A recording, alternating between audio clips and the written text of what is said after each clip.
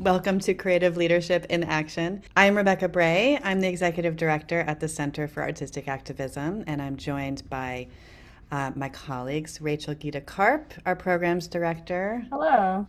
and Crystal Barrett, our Programs Manager. Hello. Yes, we're so excited to have you here. Just to say who we are. Center for Artistic Activism, if you don't know us, is a 501c3. We're a nonprofit. We were founded in 2009, and we help people launch winning campaigns by really supercharging their work with innovation and creativity and rigor. So we do this through trainings and consulting, doing research, and creating and sharing resources. We work on tons of issues. We always trust that the people we work with really are experts in their issues, but we bring this expertise in artistic activism so that our partners can apply that to their work. This has enabled us to work really effectively all around the world, in person in dozens of countries, and reaching thousands of people online and offline. So much of our work in recent years has been on protecting the freedom to vote and intersectional freedoms in the United States through our Unstoppable Voters program. We have a quick video about Unstoppable Voters. Some of the numbers are a little bit out of date. We've done a lot since then, but we want to give you a sense of some of what we do. Helping to get voters motivated and to the polls is a team of unconventional people that describes themselves as artistic activists.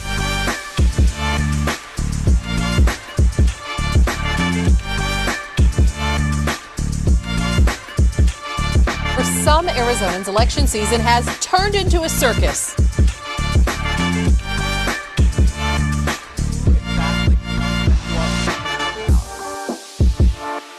The Compton Cowboys riding their way to a ballot drop box at the Compton Library.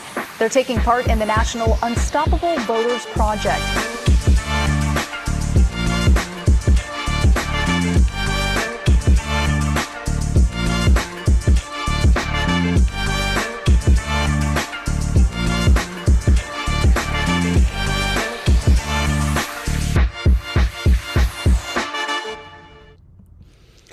So that's a look at some of what we've done in the past, but let's talk about what we're going to do today. Today we're going to talk about the values of creativity in leadership right now to overcome the kinds of challenges that we're all facing. And we're going to hear from some fantastic leaders in our community who are really doing an incredible job embedding creativity into their work in very inspiring ways. I'm very happy that we get to share their work with you. And we're going to teach you one of the lessons that our leaders have found most useful, the leaders that we've been working with.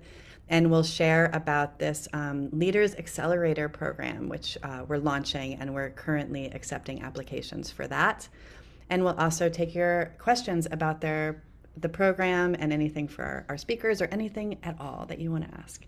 So first, though, we really want to start with hearing from you. And so we have two questions, and you can choose to answer one or both of them in the chat. So one is, if you're in a leadership position right now, what are some of the major challenges you're facing? One or two, maybe. There might be many, but what are the things that are top of mind at this moment? Or if you want to focus on the positive, what are the things that are keeping you inspired these days, despite all of those challenges? So you can answer in the chat. And while you're doing that, I'll just say that one thing that I've been thinking about lately is how much creativity is actually at the heart of nonprofit leadership, even if we don't always call it creativity. You know, we spend so much time solving problems and building relationships, telling stories, and it's all really creative work. But when things get really stressful, I know that creativity can be one of the first things that gets shoved to the side. And so I've found it really grounding to very intentionally make space for creative practice in my work. Sometimes what that looks like is sketching ideas out on paper instead of jumping right into the Google Doc, or having some really big blue sky brainstorming sessions with my team quite regularly. or just recently with my board, we all took a moment to share stories about how we first entered into advocacy work and what gave us a sense of belonging. So those moments always really help me to connect to curiosity and possibility and purpose. And I know that today we're going to get a lot more examples of how creativity shows up in leadership work and movement work every day. So, Crystal and Rachel, what are we hearing in the chat? There's a wonderful variety of things coming in. There's inspiration about how good it is to be together, to come together in spaces like these and in others. Their challenges can be about finding alignment versus agreement. I thought that was very interesting.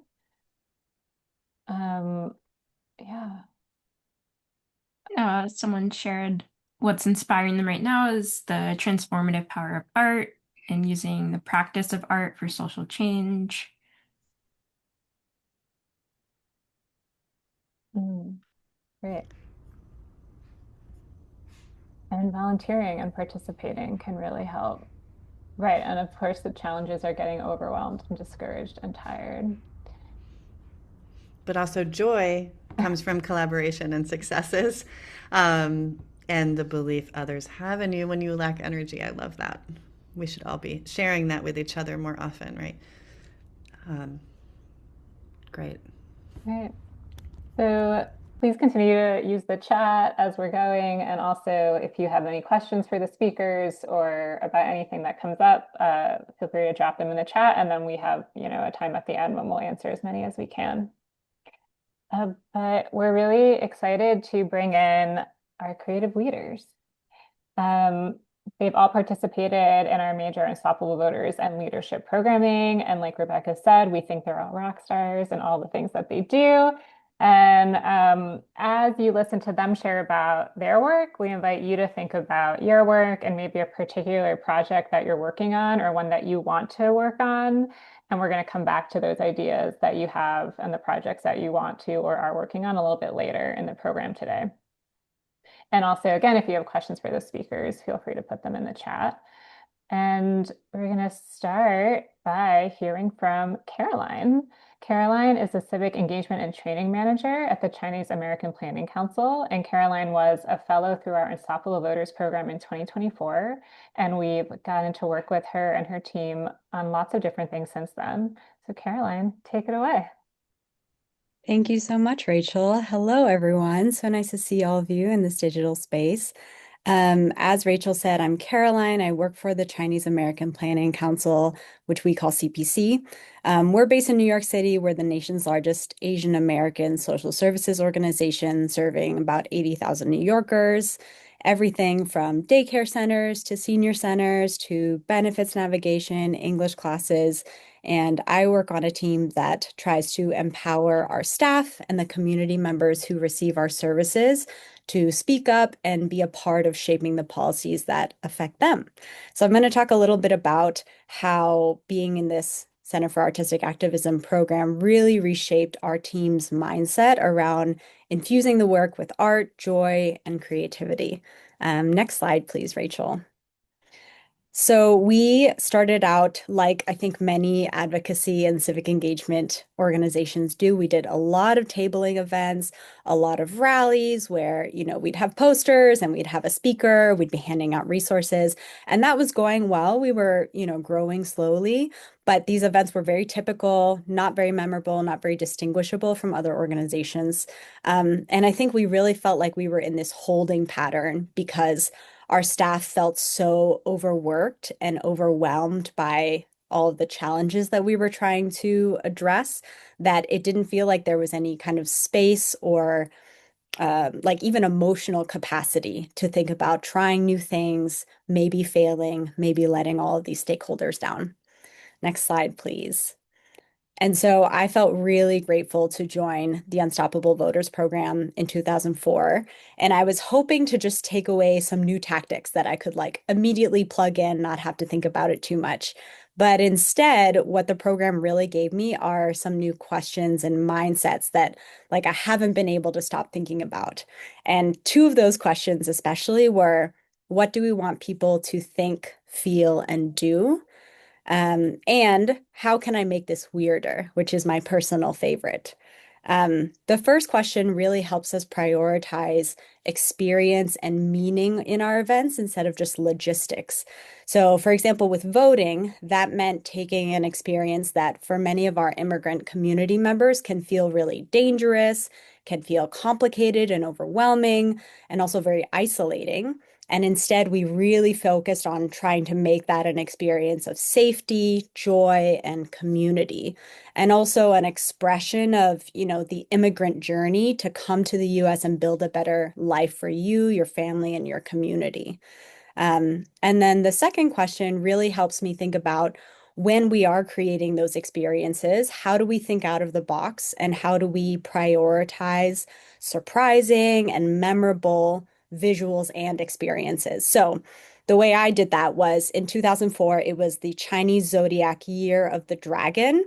And so I just went on Amazon and I bought any dragon thing that I could find. So I got this dragon onesie you can see in the left-hand photo. I got these like dragon foam hats. And I just started wearing them to any event that I went to. And they were incredibly popular, and people were constantly coming up to me, excited to talk to me, instead of running away like they sometimes do. And now, even 2 years later, people still recognize me as the dragon head lady. So, like that kind of silliness, that memorable image has really stuck in people's heads. Next slide, please. My project for the Unstoppable Voters Fellowship, where I kind of brought in all these learnings, was called A Golden Day, where we worked with this incredible artist to create like a civic empowerment fabric strip installation that represented the power of our community's vote and kind of the history of the Chinese immigrant community in New York. So over a couple of months, we had our community members across 15 different sites make these fabric garlands. You can see a picture of that in the left-hand side. That's one of our senior centers. The idea is it was inspired by the history of like Chinese garment workers in Manhattan, Chinatown. And then on October 26th, which was Golden Day, aka the first day of early voting, the last day to register a vote, an important deadline that we wanted to stick in people's minds, we debuted this like city block long garland at this giant Golden Day fall festival party. And we had 500 attendees come. They were decorating pumpkins, they were doing crafts, eating fall foods, while we had these 30 young volunteers, you can see in the right hand picture, working to register them to vote and making voter plans with them. Again, it's like Golden Day, so I just bought all these golden accessories, right? They're wearing golden capes, golden necklaces. We've got like all this golden kind of imagery around just to make it more memorable and like really enhance the theme. And in some ways, that project was a really big success. For the first thing, we have these incredible visuals that our team continues to use. And many other teams in the organization are always trying to get from us because they're so good for like annual reports and social media posts. And we also recruited a bunch of those young volunteers to join our Youth Advocates internship program. And then we also registered a bunch of voters and helped them make voting plans, which was our goal. But I also want to be honest in this space that we haven't repeated that Golden Day party since that year, because the reality is that it took a ton of staff time to organize an event that big. It took a ton of our capacity, and it didn't actually result in as many voter registrations and kind of voter engagements as we had hoped it would to make it worth it. And so that was another really powerful lesson from that fellowship, this idea of prototyping and not being afraid to try things and fail and move on. Next slide, please. 2 years later, I think what has really changed on our team, rather than, establishing these artistic activism events that we do every single year, is really a culture of creativity and a commitment to using artistic activism in our work. So, for example, after that 2004 fellowship year, when my team was reflecting on our wins from the year and our impact, someone other than me brought up that our focus on joy and fun and whimsy was a huge win. And so we were already seeing the rest of the team embrace it. And now my teammates have really fully come on board to the point where they are the ones pushing me to be more creative and whimsical. So here's an example. In 2024, sorry, Rachel, yeah, if you go back. Okay, so this dragon on the left, I had an artist design this dragon. He's got one arm up for like power and one arm up for like the V for voting. It's also like a, big Asian way to pose in pictures. Didn't know what I was going to do with it, presented it to the team. We didn't really know. I just started putting it everywhere on our materials. I made this cardboard cutout sign. But now 2 years later, now you can go to the next photo. My colleague, without me knowing, ordered an 8-foot inflatable version of this dragon and has just decided that this is our team's mascot now. We're going to bring him everywhere. People love taking pictures with him. So it's really incredible to just like see that excitement for weirdness and creativity and fun like really spread throughout the team. And I think that those core values of prioritizing people's emotional experiences, creating meaning, centering that joy, creativity, weirdness, whimsy, and then also being willing to experiment and embracing failure has really been a kind of game changer on our team. And I'm so grateful to the center for teaching me all those things and supporting our projects ever since. So thank you so much. Wow, thank you so much, Caroline. Would really love to hear if the dragon has a name yet. You can tell us in the chat. But thank you again. And I'm really excited now to introduce Patrick Fisher, the CEO of the Greater Pittsburgh Arts Council. We worked with Patrick last year. He was a part of last year's leadership program, and we've been continuing to work with him on a variety of fronts. So I'll hand it over to you, Patrick. Yeah, thank you, Crystal, Rachel, and Rebecca for inviting me to be a part of today's conversation. I want to start by being extremely transparent, which I am a Center for Artistic Activism superfan. So the insights that I'm going to share today are actually going to be positioned to try to encourage everybody on this call to get involved with C4AA in whatever capacity they can. I am not exaggerating when I say that the leadership intensive that I went through was maybe not life-changing, but certainly leadership-changing. I cannot say enough good things about what you walk away from their intensives with. And the insights that I want to share this afternoon are really about why you should consider being a part of this intensive and how it will benefit the communities that you work with. So a little bit about the Greater Pittsburgh Arts Council. We're the Arts Council serving the Greater Pittsburgh area. We work on behalf of those that work within the arts, whether they're individual artists, arts educators, culture bearers, leaders of arts organizations. They are the folks that we serve through our work.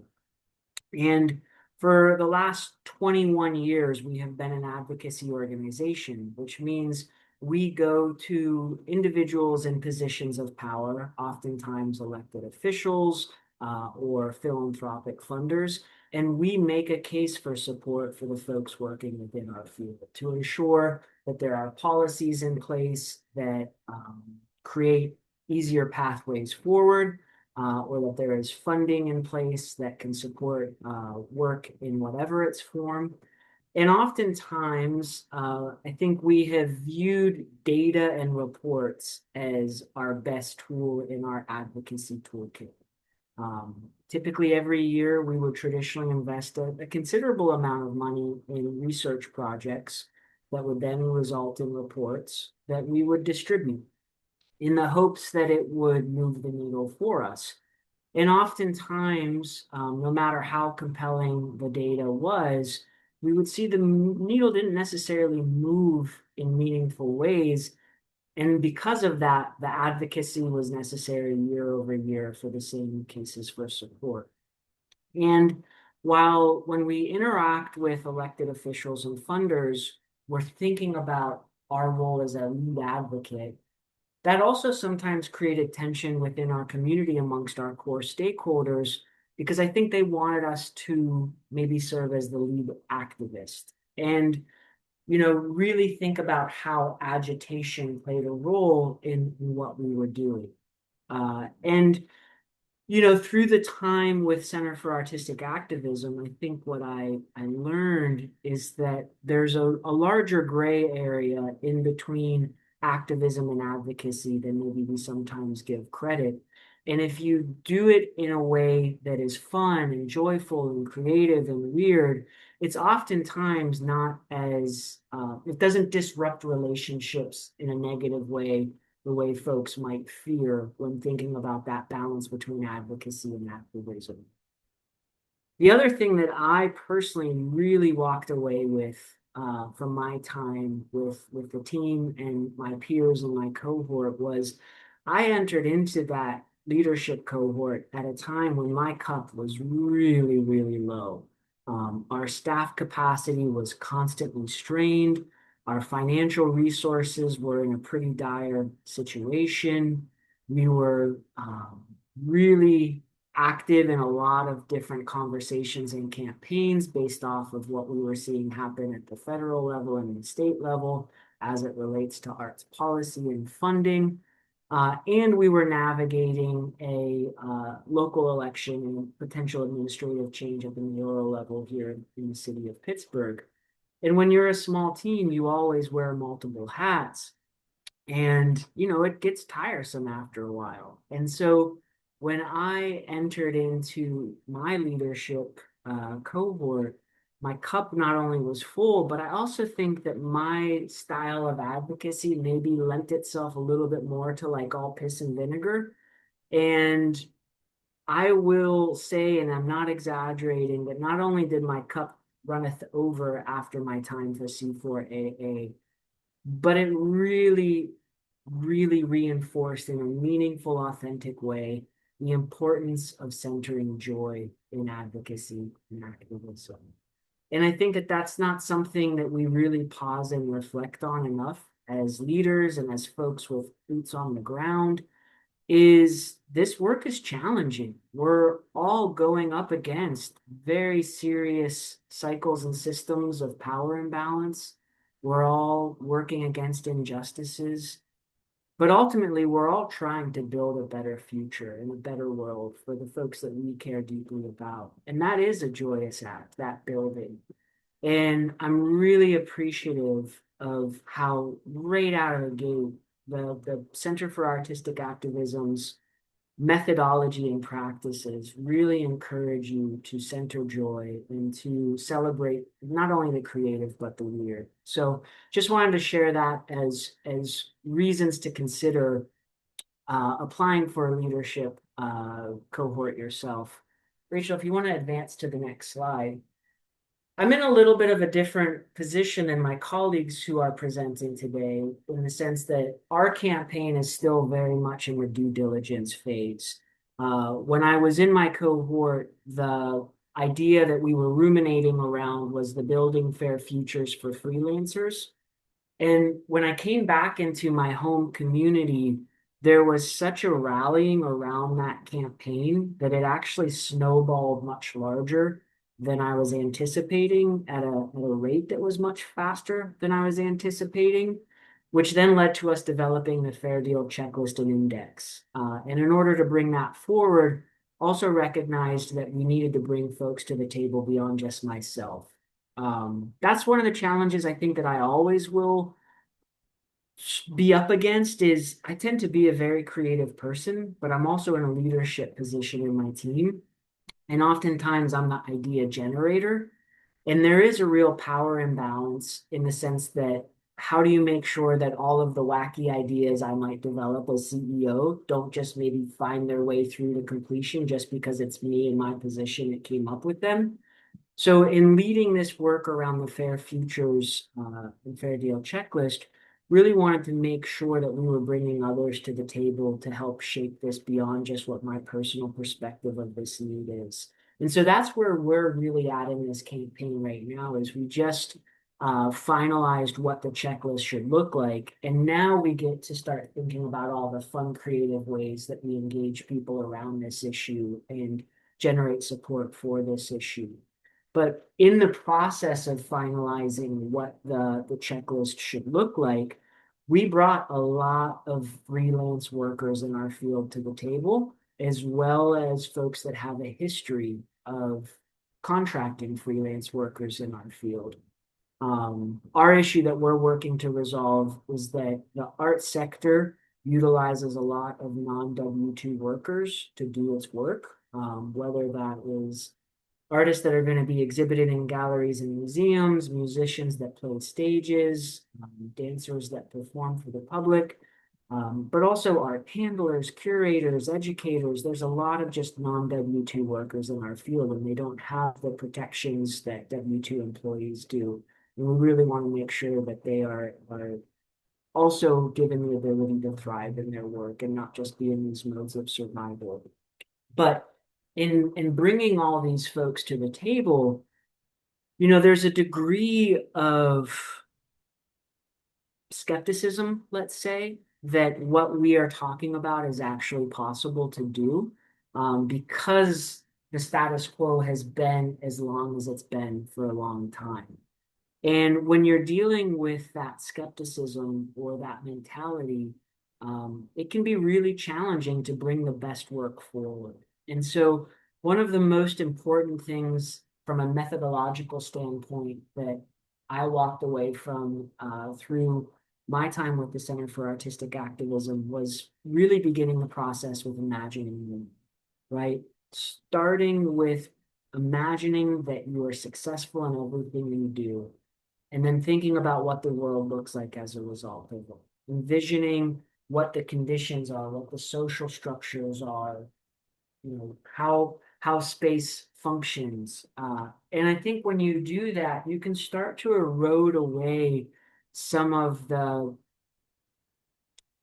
conditions that we tend to have calcified when we're working within nonprofits, which is a scarcity mindset. We're all working within finite staff capacity, finite resources. And because of that, sometimes we can scale down our ambitions based off of what we have the resources to do in the present moment by ourselves, versus thinking about what we could obtain the resources to do or the partnerships to pull off. And so starting with imagining winning, I think, is single-handedly one of the most important things that we can do as leaders in our communities and workers in our communities when we're really trying to drive change. Rachel, feel free to advance to the next slide.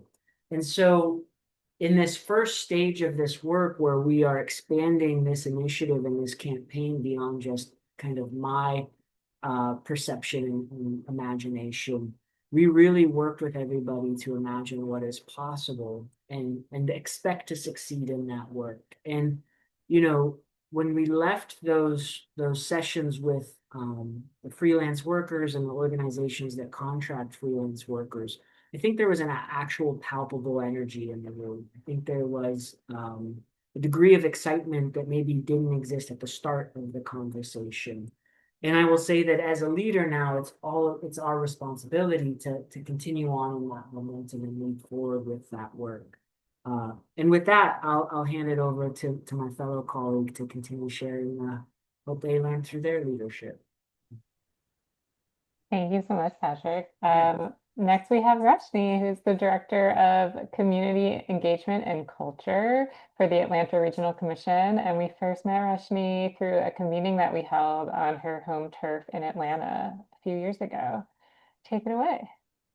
Thanks, Rachel. Thank you for the Center for Artistic Activism for having me. Thanks to my colleagues. Y'all are doing such amazing work. And thanks for everybody for being here. So yeah, I'm the Director of Community Engagement and Culture, so I like to engage. So if you can, just look at your little reaction buttons, and if you feel like you want to react, I welcome that.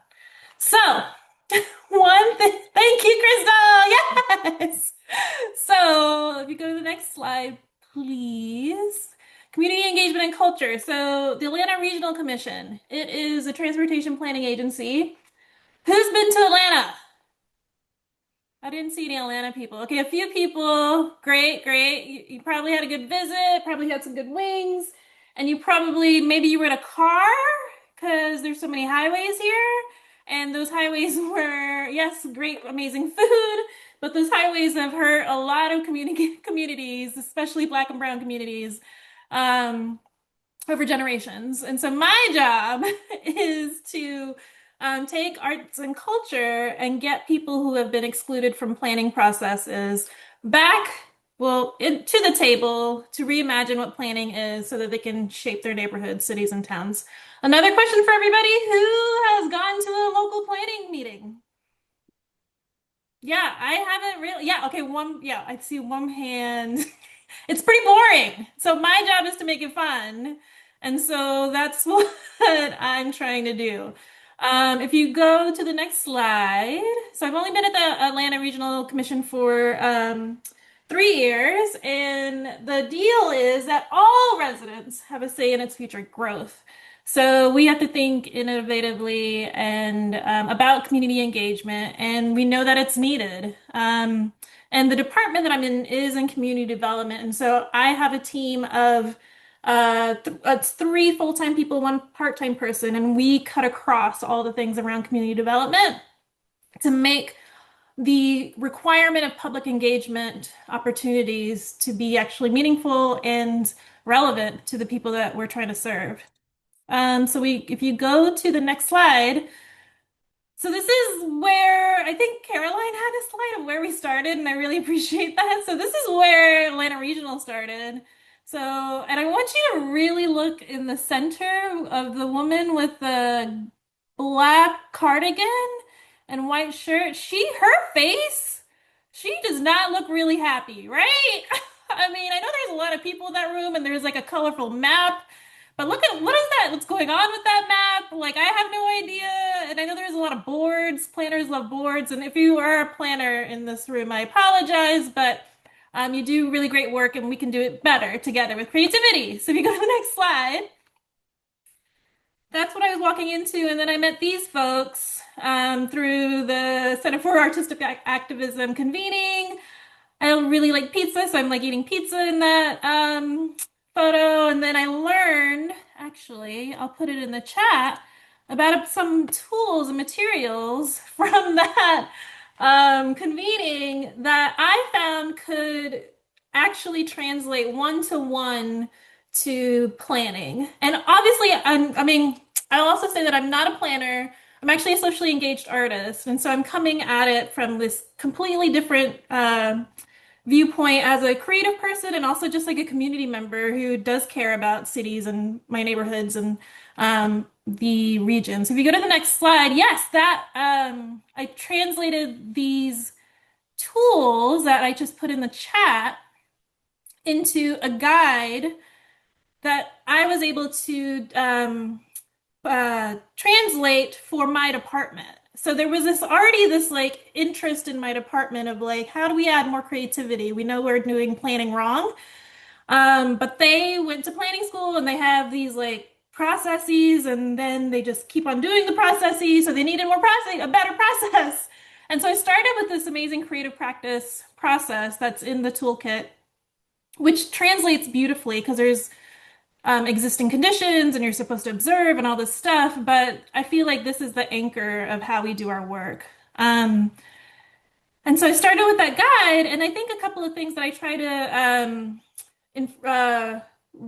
just kind of emphasize with my team and also our department, if you go to the next slide, is that we need to think in utopian terms, so have that dreaming, and and with that balance on a seesaw of just practical planning, because everybody in this universe is already practical and is already filled with no's. It's like, we can't do that. It's like, can't spend that money. We can't do this, da da da da. But, and then we've also had the opposite. I've been in situations where artists are dreaming really big, but then like, you don't really make something effective happen. So trying to find that balance is something that just try to reinforce. And another big thing that we emphasize we like taking that in the creative community engagement guide, taking those tools from the toolkit that the Center for Artistic Activism made is one big thing is that the big goal. And so in planning work, we're trying at the very like onset of any project of just like thinking what is the big goal, and secondly, what is your how are you centering people? Like let's bring people back into the equation instead of like cars. And so I'll just share with you quickly just a project where I was the project manager. I had a great team. Our team worked on this, and it was for a neighborhood that is facing neighborhood development pressure. So if you go to the next slide, it's called Little Five Points in Atlanta. Look at that big old empty space of concrete. It's not very activated. There are some wonderful small businesses there. The neighborhood has been there from the 60s. It's like a hippie punk area, and it's facing pressures from development. And so we were brought in to engage the community about like what they really want to preserve and think about for the future for Little Five Points. And so if you go to the next slide, we had a team meeting, and you'll see that big red arrow. I'm not there writing the words on the wall. We're trying to teach the community partners, well, what's the big objective? What's the big goal? How do you do objectives? What's the thing? Like trying to get other people to do this kind of work and that practice. And you'll see on the left, just some of the ideas that we wanted to do for engagements in that neighborhood. And one of them is there's already a Little Five festival, and so we did a pop-up there, and we started with a prototype. If you go to the next slide, and you see how like on the left it's like nothing pretty, it's just a little drawing, it's on a napkin, but my wonderful teammate Max Coleman is this like skater and beautiful artist, and they're like, well, why don't we do this sculpture called the Big Five, and it can be a free wall where people can just tag, because tagging isn't okay in Atlanta unless it's like regulated. So you'll see on the left the prototype of the drawing. On the right, it was turned into a SketchUp, all very clunky. And yes, Rachel, the next slide, we did it another clunky thing where it's that same plaza, and you see this big free wall. It's shaped as a 5 if you look from the above. And then if you go to the next slide, this is a construction slots, and we asked people what makes Little Five Points special to you. And so with that question, if you go to the next slide, I think it's the video. Yeah, I can play the video. Okay. And so this just gives you a recap of like what happened. Here, it's a magical place. Everybody comes back to Little Five, no matter what. Said I made this record for you to jam, so use it. We collaborated on a public engagement sculpture in Finley Plaza to ask people what they loved about Little Five Points. And here's what we heard. People really loved Little Five Points' diversity, its weirdness, its authenticity, how it feels like home. They love the freaks, the hippies, the culture, the people, food, music, art, fashion, vibes, freedom, the community, the grittiness, and the assortment of small businesses. One of the challenges we learned about was the concern for damage to public space, which affects the whole community. When not tended to, this care and maintenance often falls on the shoulders of small business owners who already contribute so much to the culture of the area, and we want to support them as much as we can. What makes Little Five Points special? That's so dope. This is what makes Little Five Points, the people, the actual people of Five. Yeah, the community.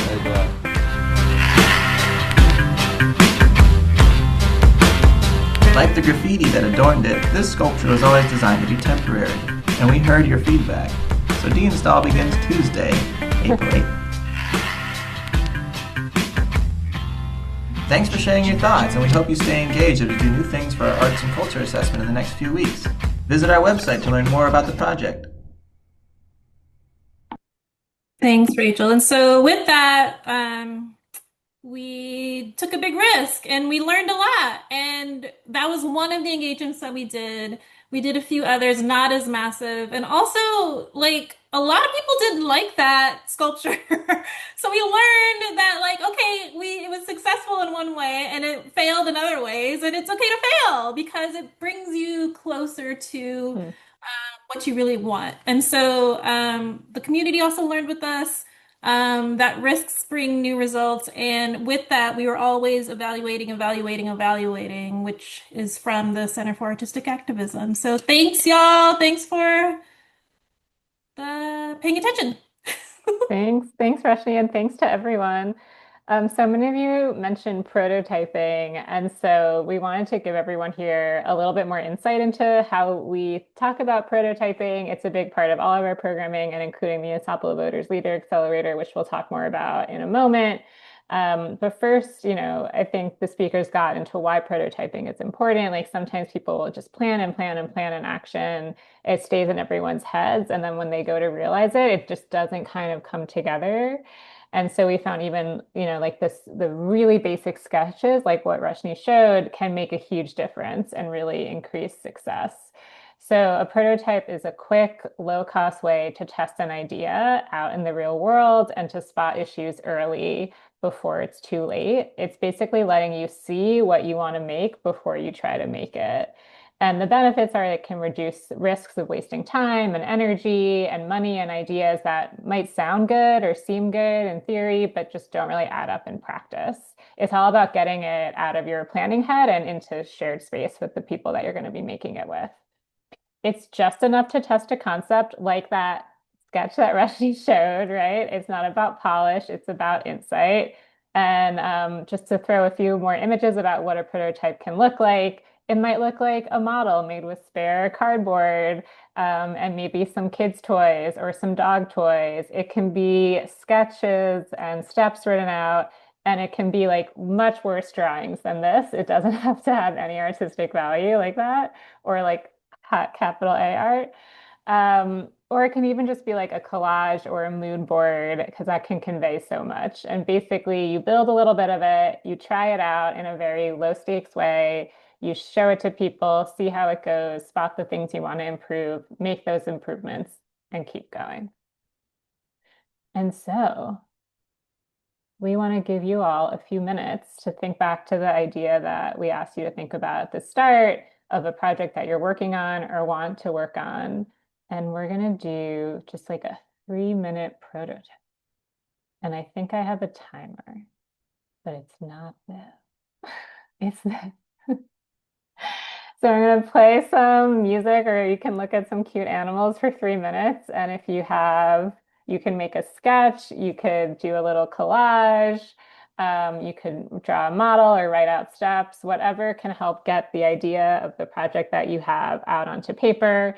And maybe if you've already realized the project is a little, in some ways you can do a prototype of the next iteration. So it's going to take 3 minutes to do that. And then you'll be able to share whatever you've made with your cameras or in the chat.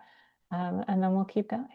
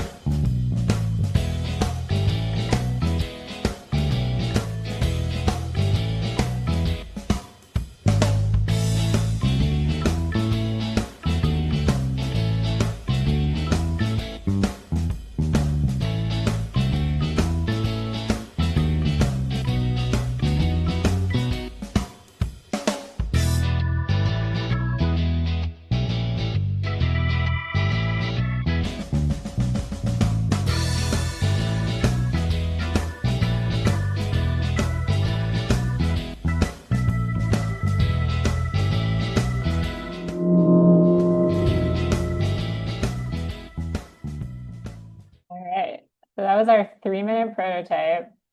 And if folks want to drop in the chat or hold up what they made, I made one and it is truly, truly a sketch. And I know it doesn't come through, but it's nice to see folks. Yeah, it could be even a flow chart. Rebecca and I basically both did that.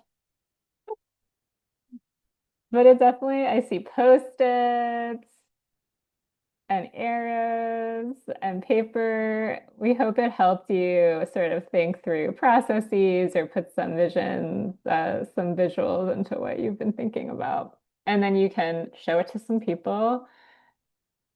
Where was that? You trying it out, you'll show it to some people, you'll hear their feedback, you'll improve it, and you'll keep going. And again, it can be really quick.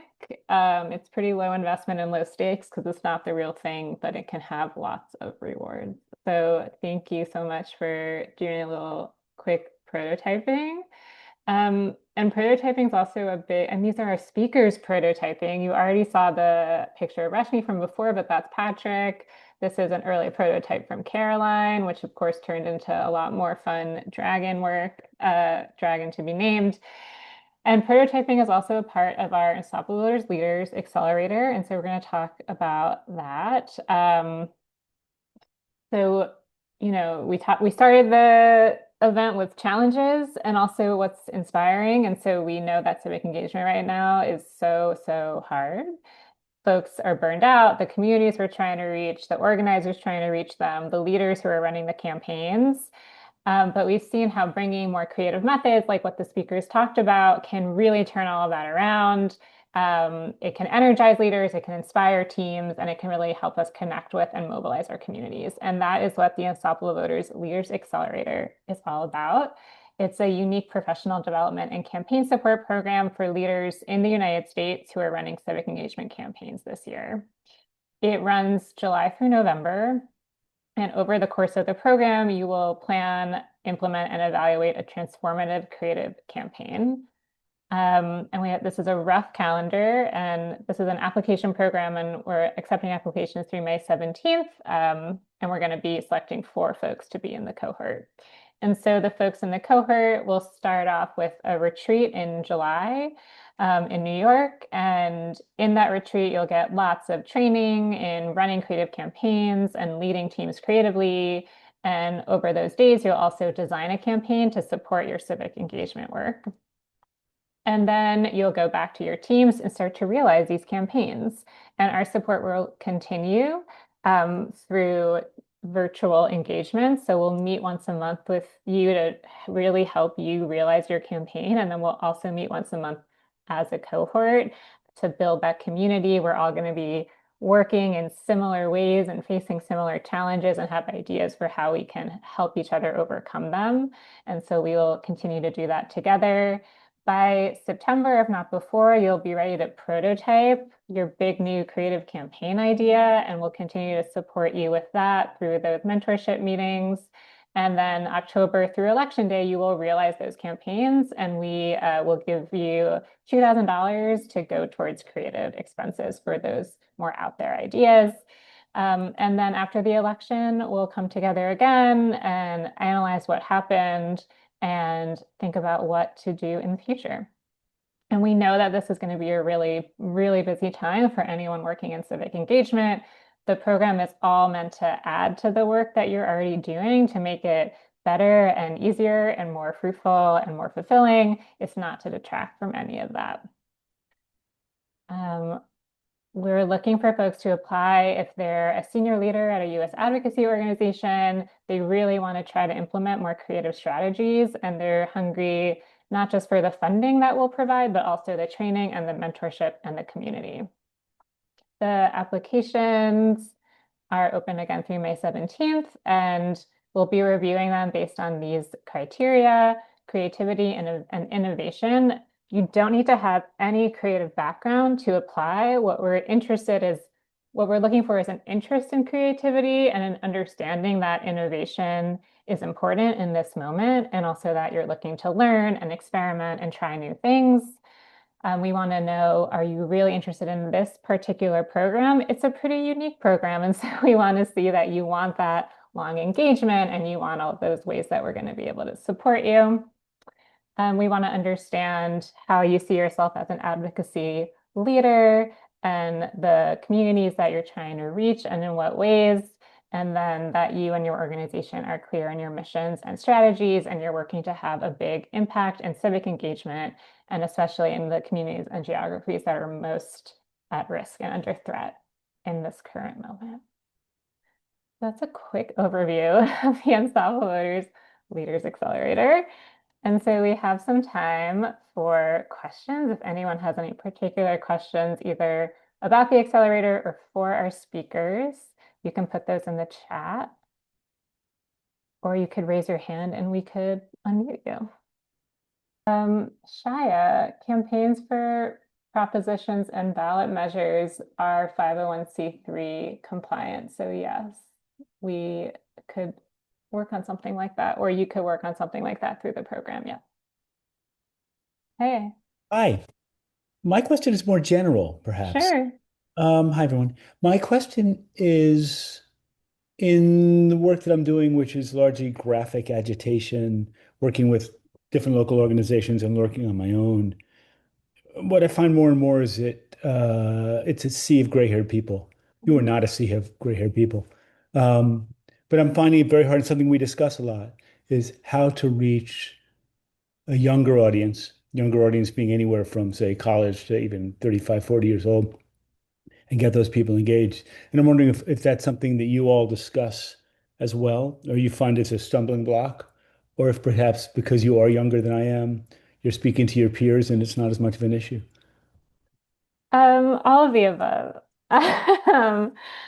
Yeah, Crystal, do you want to answer?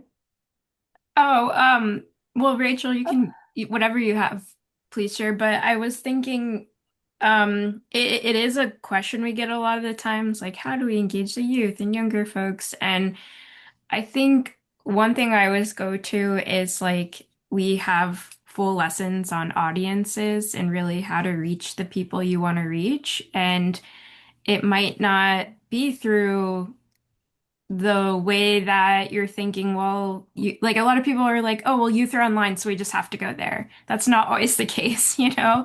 So I think for me, it's a hard question to answer in this short amount of time, but we have a lot of lessons on audience and really getting into like your audience's headspace and where they're at, meeting them where they are, going to them, connecting your issue to issues they really care about, not just telling them like, hey, you need to vote, it's your civic duty. It's really like getting them to or asking them, you know, what they care about and then connecting that to voting, perhaps. That's just like some really quick answers. Rachel, please. Yeah. Sue. Okay. Hold on, I just asked Tommy. Hi, everybody. Thank you for this great conversation. I wanted to inquire because I wanted to inquire about the sort of directional aspect of organizational participation. I'm with the Old Dykes Affinity Group in Boston, and we wanna tangle with the tech billionaires, of which we have a number in our space here. But like attaching that to voting would be a little bit of a stretch for us. It doesn't mean that we wouldn't or couldn't work in concert with organizations who are more focused on voting than we are, but it wouldn't be our. We want to do direct action at the, for example, the Boston Flock office. So my little drawing was, oh, you can't see it. It was all about, it was all about Flock. Yeah, of course. And we've done some work with BLOS. Right. Yeah. And the police state. Mm-hmm. And of course that gets to elected officials, but like that's not so much our jam. Yeah, so a couple of responses. One is we frame this for folks who are working on civic engagement, so that does not need to mean it's directly involved with elections. So if this in some way ties to your definition of civic engagement, that can work. This is also just one program from the Center for Artistic Activism. So we do lots of different things. And if this isn't a right fit for what you're focused on, look to other opportunities. We can definitely answer more questions, but I just want to do some wrap-up slides to thank Caroline and Patrick and Rashni for sharing, and for all of you for being here. And just a reminder that applications are open through May 17th, and we're thrilled to announce and ask you to save the date for our next event, which will be June 15th, and it will feature the one and only Stacey Abrams. And it's going to be all about defeating authoritarian narrative cycles. And so we will have registration open for that very soon. So make sure you're subscribed to our newsletter so that you can be the first to register for that. And thank you so much. We will stay on and continue to answer any questions that folks may have. And for everyone else, thank you so much for spending some of your day with us.